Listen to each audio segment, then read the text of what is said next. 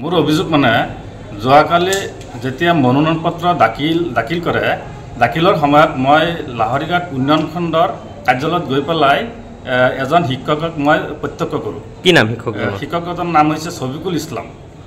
কিয় গৈছিলে তাত গৈছে মানে তেওঁ প্ৰতিদিন মনোনয়ন পত্ৰ দাখিল কৰিবলৈ গৈছে। তেতিয়া কেইটা বাজিছিলে? তেতিয়া 12:17 বাজিছে। তেতিয়া কিন্তু স্কুল টিচিং টাইম চলি আছে, ছাত্ৰছাত্ৰী পাঠদানৰ টাইম চলি আছে। আৰু সেই সময়ত ছাত্ৰছাত্ৰীসকলক পাঠদান নকৰি ছাত্ৰছাত্ৰীসকলক পণবন্দী কৰি তেওঁ মনোনয়ন পত্ৰ দাখিল কৰিবৰ কাৰণে প্ৰতি নামত মনোনয়ন পত্ৰ দাখিল কৰিবৰ কাৰণে তেওঁ ব্যস্ত হৈ আছে।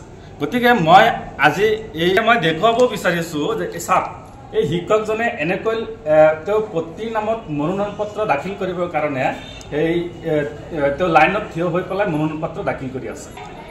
চাওক, আজি ছাত্ৰ ছাত্ৰীসকলক পাঠদানৰ পৰা বিৰত ৰাখি তেওঁ প্ৰতি নামত মনোনয়ন পত্ৰ দাখিলত তেওঁ ব্যস্ত হৈ আছে।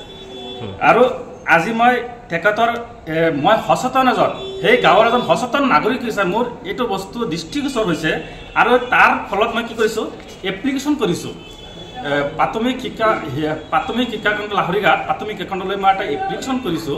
লাহৰীঘাট সমাজিলা আয়ুক্তলৈ মই এটা এপ্লিকেশ্যন কৰিছোঁ। এই এপ্লিকেশ্যনটো মই কৰিছোঁ আৰু তেখেতলৈ মই এপ্লিকেশ্যন কৰিছোঁ আৰু তেখেতক কৈছোঁ যে এইটো বিহিত ব্যৱস্থা গ্ৰহণ কৰিব লাগে।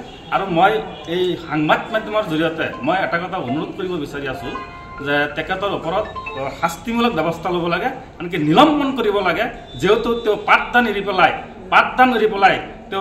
তেওঁ নিজৰ প্ৰতি নামত মনোনয়ন পত্ৰ দাখিল কৰিছে।